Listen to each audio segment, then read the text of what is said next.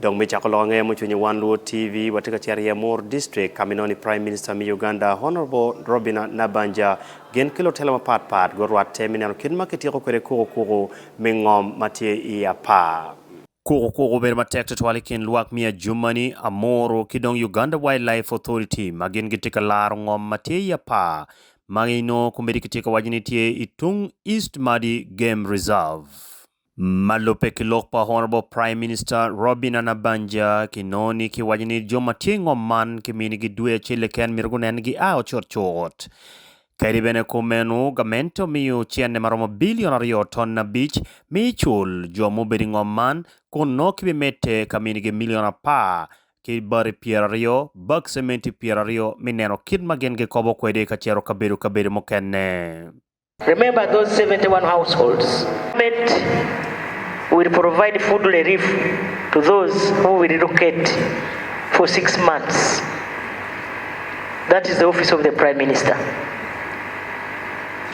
And the relief, and that's the preparedness. Nabbanja olego Lutela mite der mitich karachil kigamente mineno kit makiramotia kukwede peroman. To close the market in Apaa, the concerned person is the Minister of Local Government. LC5, cow, and LC3. The RDC. Let us get somebody who will chair that. Malupe kilokpa Minister madit mi local government nyogamente mite dero waci gamente karmagen go bedi meeting mamegi chalo cabinet go kati makimiyu idano ni ropiero dekeken mi aoko ki Ngom.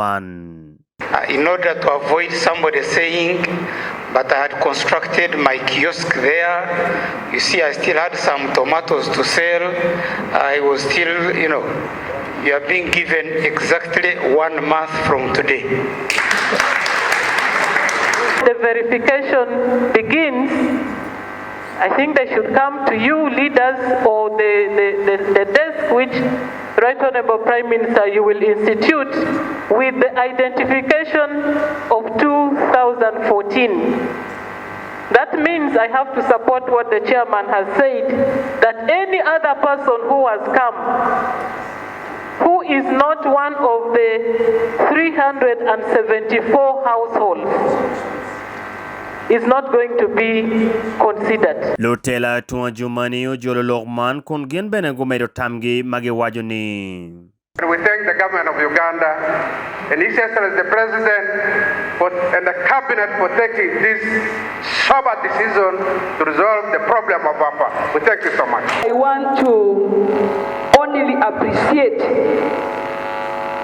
the head of state, the entire cabinet, and therefore government, for the restoration of hope you have given us as people of Madi sub-region and as people of West Nile. Ingeye Prime Minister Robina Nabbanja genki Minister Madit Maloy Lokom Bedu Nyokuch Major General Jim Wezi gengo aki meeting mamege mobedi Adjuman kagongo lego dugi ya moro magengo binogo wajo kachu pagamente ilokman mi Apaa.